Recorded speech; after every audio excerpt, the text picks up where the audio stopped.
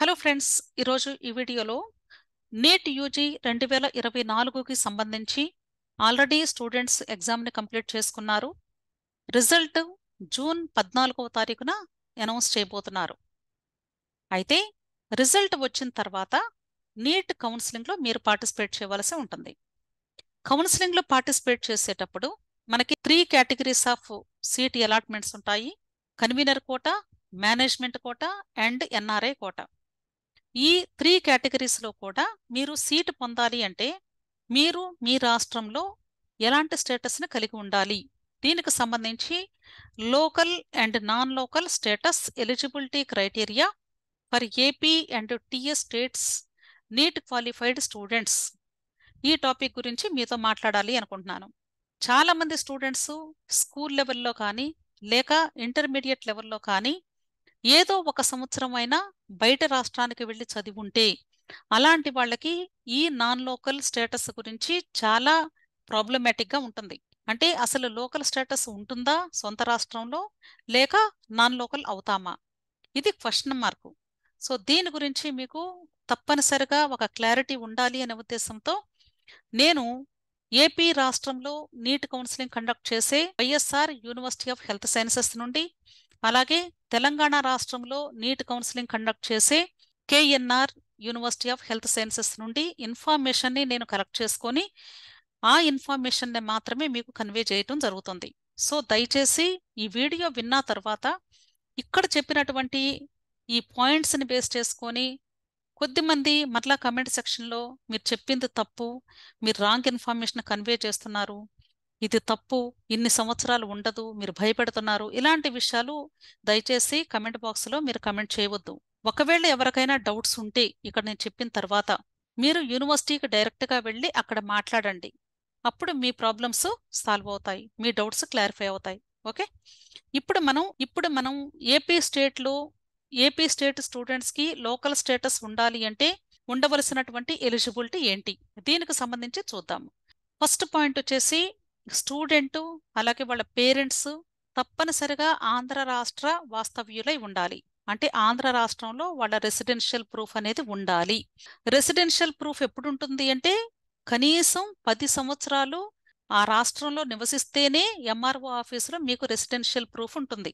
కాబట్టి తప్పనిసరిగా 100% స్టూడెంట్ ఆంధ్ర రాష్ట్రానికి సంబంధించినటువంటి స్టూడెంట్ అయి ఉండాలి. అలాగే సెకండ్ పాయింట్ వచ్చేసి స్టూడెంట్స్ తప్పనిసరిగా 6వ తరగతి నుండి 12వ తరగతి వరకు, అంటే ఇంటర్మీడియట్ సెకండ్ ఇయర్ వరకు కూడా ఆంధ్రప్రదేశ్లో మాత్రమే చదివి ఉండాలి. ఒక్క క్లాసు కూడా మీరు బయట రాష్ట్రానికి వెళ్ళి చదవకూడదు. ఈవెన్ తెలంగాణ స్టేట్లో కూడా చదవకూడదు. సో మీరు ఒక్క క్లాస్ కానీ మీరు బయట రాష్ట్రానికి వెళ్ళి చదివినా సరే మీకు అప్పుడు నాన్ లోకల్ స్టేటస్ మాత్రమే వర్తిస్తుంది. లోకల్ స్టేటస్లో మీరు కన్వీనర్ కోటాలో మెడికల్ సీట్ని పొందే అర్హతను కోల్పోతారు అని అర్థం. సో ఇది చాలా చాలా ఇంపార్టెంట్. కొద్దిమంది స్టూడెంట్స్ ఏదో ఒక క్లాస్లో అంటే 6th to 10th ఏపీలో చదివి ఇంటర్మీడియట్ బయట రాష్ట్రానికి వెళ్ళి చదువుకొని రావచ్చు, లేదా తెలంగాణ స్టేట్కి వెళ్ళి హైదరాబాద్లో చదువుకొని రావచ్చు, లేదా స్కూల్ లెవెల్లో 6th to 10th బయట రాష్ట్రానికి వెళ్ళి చదివి ఇంటర్మీడియట్ వరకు మాత్రమే ఆంధ్ర రాష్ట్రంలో చదువుతూ ఉండొచ్చు. సో ఇలాంటివి కాకుండా కేవలము 6వ తరగతి నుండి 12వ తరగతి వరకు, అంటే ఇంటర్మీడియట్ సెకండ్ ఇయర్ వరకు కూడా తప్పనిసరిగా ఆంధ్రాలో మాత్రమే చదవాలి. అదే 2022లో అయితే 8వ తరగతి నుండి ఇంటర్మీడియట్ సెకండ్ ఇయర్ వరకు మాత్రమే ఇచ్చేవాళ్ళు. మనకి బైఫర్కేషన్ జరిగి 10 సంవత్సరాలు కంప్లీట్ అవుతుంది కాబట్టి ఆ 2 years ఎగ్జామ్షన్ కూడా తీసేశారు. అందుకనే 6వ తరగతి నుండి ప్రతి స్టూడెంట్ సొంత రాష్ట్రంలోనే ఇంటర్మీడియట్ సెకండ్ ఇయర్ వరకు చదివితేనే ఆ రాష్ట్రానికి లోకల్ స్టేటస్ పొందుతారు. దాన్ని బట్టి మాత్రమే కన్వీనర్ కోటాలో మీకు సీట్ అలాట్ అవ్వటానికి మీకు అర్హత ఉన్నట్లు. అలాగే Telangana state local status eligibility చూసినట్లయితే తప్పనిసరిగా స్టూడెంట్ లేక పేరెంట్ తెలంగాణ రాష్ట్రానికి సంబంధించినటువంటి వాస్తవ్యులై ఉండాల్సిందే. ఇక్కడ పేరెంట్ అని నేను మెన్షన్ చేయలేదు. ఎందుకు అంటే స్టూడెంట్కి రెసిడెన్షియల్ ప్రూఫ్ ఉండాలి అంటే పేరెంట్స్ ఉంటేనే ఉంటుంది. కాబట్టి ఇక్కడ పేరెంట్ని నేను మెన్షన్ చేయలేదు. అంటే స్టూడెంట్ తప్పనిసరిగా తెలంగాణ రాష్ట్రానికి సంబంధించిన వ్యక్తి అయి ఉండాలి, అంటే రెసిడెన్షియల్ ప్రూఫ్ కలిగి ఉండాలి.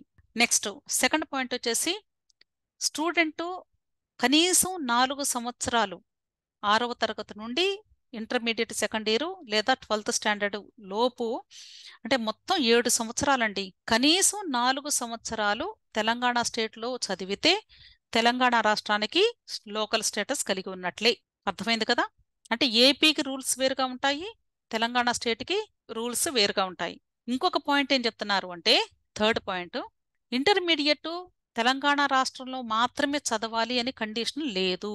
6th క్లాస్ నుండి ఇంటర్మీడియట్ లోపు 4 సంవత్సరాలు అన్నారు. కాబట్టి ఒకవేళ మీరు 6th, 7th, 8th, 9th 4 సంవత్సరాలు తెలంగాణలో చదువుకొని 10th కి ఇంటర్కి మీరు బయట రాష్ట్రానికి ఆంధ్ర కావచ్చు లేదా వేరే ఏ ఇతర రాష్ట్రానికి వెళ్ళి చదువుకున్నా సరే మీకు తెలంగాణ స్టేట్లోనే లోకల్ స్టేటస్ వర్తిస్తుంది.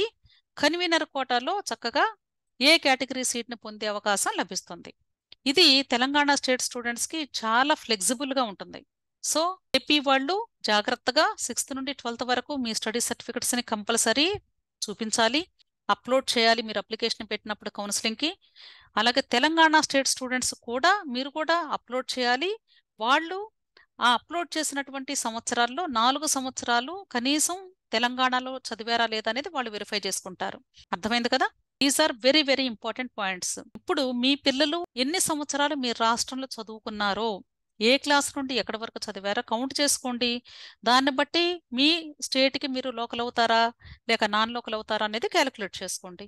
ఓకే. అలాగే ఇంకొక విషయం ఏంటి అంటే ఆంధ్రాలో మనకి 2 రీజన్స్ ఉన్నాయి. ఏయూ రీజన్ ఉంది, ఎస్వియు రీజన్ ఉంది. సో ఏయూ రీజన్లో వాళ్ళు ఏయూ రీజన్లో చదివితేనే 6th నుండి 12th క్లాస్ వరకు ఏయూ రీజన్కి మీరు లోకల్ అవుతారు.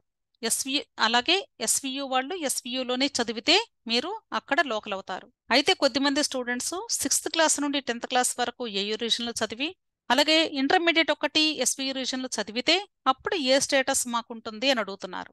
ఒకే స్టేట్ కాబట్టి మీకు విత్ ఇన్ స్టేట్లో ఇంటర్మీడియట్ ఎక్కడ చదివితే దానికి మీకు లోకల్ స్టేటస్ వస్తుంది. అర్థమైంది కదా? ఏయూ వాళ్ళకి ఎస్వియు వాళ్ళకి మాత్రమే నేను చెప్తుంది ఇది. ఏయూ వాళ్ళకి ఎస్వియు వాళ్ళకి వీళ్ళు 6వ తరగతి నుండి ఇంటర్మీడియట్ వరకు ఒకే రాష్ట్రంలో చదవాలి. కానీ రీజియన్ మారింది ఇక్కడ. రీజియన్ మారినప్పుడు వీళ్ళు తప్పనిసరిగా చూసేది ఎక్కడ అంటే ఇంటర్మీడియట్. ఇంటర్మీడియట్ ఏ రీజియన్లో మీరు పాస్ అయితే ఆ రీజియన్కే మీరు లోకల్ స్టేటస్ని పొందుతారు. చాలామంది ఏమనుకుంటున్నారంటే ఇది ఎలా తెలుస్తుంది, మేము మాకున్నటువంటి ఆధార్ కార్డులు లేదా మా పేరెంట్స్ యొక్క ఆధార్ కార్డ్స్ని మేము పెడతాం మేడం, దాన్ని బట్టి వాళ్ళకి యూనివర్సిటీ వాళ్ళకి తెలియదు కదా, మేము నాన్ లోకల్ అవుతాము ఏయూకి అని తెలియదు కదా, ఎస్వియు క్రిందే మేము ఉండొచ్చు కదా, ఎందుకంటే 6th నుండి 10th క్లాస్ వరకు ఎస్వియులో చదువుకున్నాం కదా అని అడుగుతూ ఉన్నారు. అయినా సరే మీరు ఏ ఆధార్ కార్డులు ఏ ఓటర్ కార్డులు ఎలాంటివి మీరు అప్లోడ్ చేసినా సరే యూనివర్సిటీ వాళ్ళు కేవలము స్టడీ సర్టిఫికెట్స్ని బేస్ చేసుకుని మాత్రమే లోకల్ స్టేటస్ని కేటాయిస్తారు. మనము అక్కడ వెరిఫికేషన్ అప్పుడు ఉండము, కేవలము వాళ్ళు పేపర్ని చూసి మాత్రమే మీకు స్టేటస్ని కేటాయిస్తారు. ఆ స్టేటస్లో మాత్రమే మీరు సీట్ని పొందే అవకాశం ఉంటుంది. సో ఈ విషయాలన్నీ కూడా మీకు అర్థమయ్యాయి అనుకుంటున్నాను. దయచేసి మీకు ఒకవేళ కానీ నేను చెప్పినటువంటి విషయాల్లో ఎక్కడైనా కన్ఫ్యూజన్గా ఉంది అని అనిపించినా లేక అర్థం కావటం లేదని అనిపించినా 1కి 2 సార్లు వీడియోని స్లోగా వినండి. ఎందుకంటే నేను వీడియోలో ఏ కంటెంట్ చెప్తున్నానో అదే కంటెంట్ని సేమ్ అదే వీడియో క్రింద కమెంట్స్లో సేమ్ మరలా క్వశ్చన్ రూపంలో అడుగుతున్నారు. నేను కట్ ఆఫ్ గురించి చక్కగా ట్యాబ్లెట్ ఫార్మాట్లో నీట్గా ఇచ్చాను, దాన్ని ఎనలైజ్ చేసి మరీ చెప్పా. అయినా సరే మరలా మాకు ఇన్ని మార్క్స్ వచ్చినాయి, సీట్ వచ్చే అవకాశం ఉంటుందా, లాస్ట్ ఇయర్ కట్ ఆఫ్ ఎంత, అసలు మీనింగ్లెస్ అండి. మీరు అడిగే క్వశ్చన్స్ మీనింగ్లెస్. ఆలోచించండి, నేను ఆ డేటాని కలెక్ట్ చేసి మీకు ఇవ్వటం జరుగుతుంది, దానికి ఎక్స్ప్లెనేషన్స్ ఇస్తున్నాను. అయినా సరే మీరు మరలా అవే క్వశ్చన్స్ అంటే మీరు వీడియోస్ని వినకుండా మీకు కావలసినటువంటి ఆన్సర్ వచ్చేంత వరకు క్వశ్చన్స్ అడుగుతూనే ఉంటారు.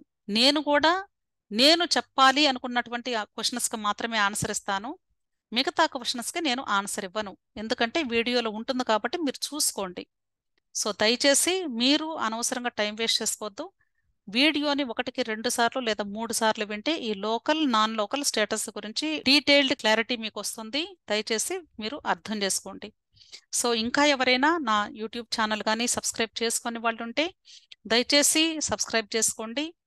మీకు ఇంగ్లీష్లో వీడియోస్ కావాలి అంటే ఆల్ ఎగ్జామ్స్ ఇన్ఫో ఛానల్, అలాగే తెలుగు వీడియోస్కి మెన్లో ట్యూటోరియల్స్ ఛానల్, ఈ 2 ఛానల్స్లో కూడా నీట్కి సంబంధించినటువంటి వీడియోస్ మాత్రమే ఉంటాయి. దయచేసి వాచ్ చేయండి. అంతేకాదు నేను టెలిగ్రామ్ గ్రూప్ కూడా పెట్టాను. ఇది పెయిడ్ టెలిగ్రామ్ గ్రూప్ మాత్రమే. దీనిలో మనకి 3 ప్యాకేజెస్ ఉన్నాయి. నేను ఇక్కడ ఇచ్చినటువంటి లింకు కమెంట్ సెక్షన్లో అలాగే డిస్క్రిప్షన్లో కూడా పెడతాను. మీలో ఎవరికైనా ఇంట్రెస్ట్ ఉండి నీట్ కౌన్సిలింగ్కి సంబంధించి గైడెన్స్ కావాలి అంటే, మీ డౌట్స్కి క్లారిఫికేషన్ కావాలి అన్నా సరే తప్పకుండా ఈ గ్రూప్లో జాయిన్ అవ్వండి. మీ మొబైల్లో టెలిగ్రామ్ యాప్ని పెట్టుకోండి. ఆ తర్వాత లింక్ని మీరు క్లిక్ చేసినట్లయితే పేమెంట్ అడుగుతుంది. పేమెంట్ చేసిన తర్వాత రిజీ వాళ్ళు అంటే ఈ టెలిగ్రామ్ గ్రూప్ని రన్ చేసేవాళ్ళు, వీళ్ళు మీకు జాయినింగ్ లింక్ని పంపిస్తారు.